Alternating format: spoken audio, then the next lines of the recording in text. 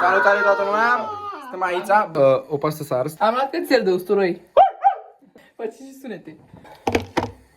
Și că nu găsesc ceapa, unde-i? Nu punem ceapă! Outfit check. Gabi, că noi prezentăm. Bună! Un tricou din House. Am pantaloni de la Jean Pascal, nu știu ce e. Jean Paul-Gaultier. Ciorap Că altfel n-avea picioare. Pringle. Parfum Le Beau. Tricou din 5 căței de House. usturoi, ok?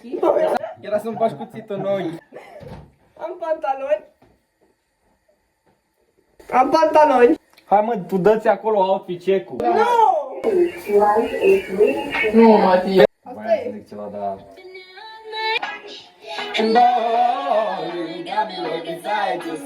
Hai, Roxana! Nu tu găsi! Facem prank să nu ne găsească Maria. Du-te în altă cameră.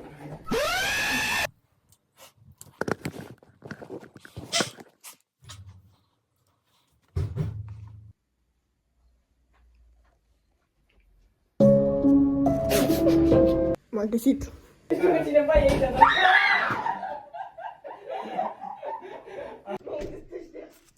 Știu că cineva e aici, dar... Roxana, dă-te! Am pus toată ceapa acolo. Îmi place mă ceafa mea. Nu ne faci capa așa de repede. Facem spaghete. Ce ai, fată? De ce ai tricoul lucrații pe tine? Da, eu aveam... Ce ai, fato? Fato. Era cald.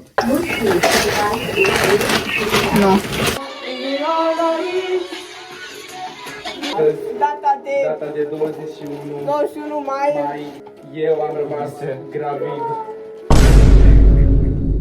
Am rămas gravid cu Gabi. Mă, ce? Stai că e muzică tristă.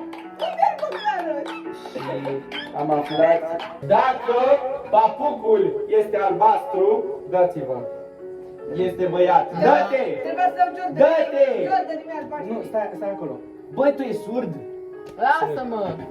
Dacă papucul este albastru, copilul este băiat. Da, e cui copilul? Papucul este roz, copilul este fată. Papucul va fi... mor. E trans?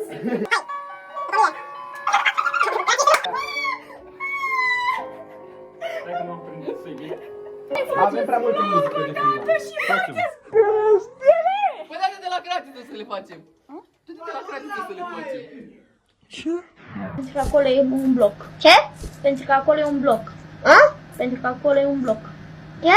Pentru că acolo e un bloc. Ce? Pentru că acolo e un bloc. Îl bei pe dedesubt ca să nu se prinde. Pe bun că să fie. Da, pe bune, te-ai făcut și praf, Răzvan. Asta e. Răzvan. Ce?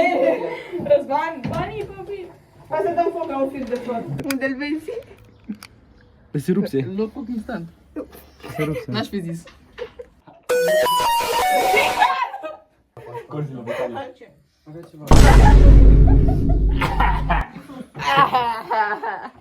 Vede mă noștri cu aia.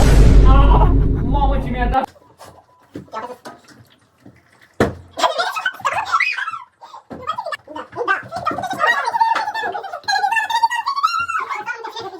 Ei, bine ați venit la Cooking Show-ul nostru.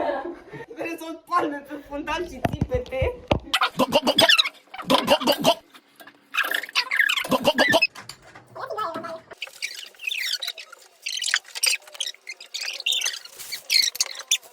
Cam.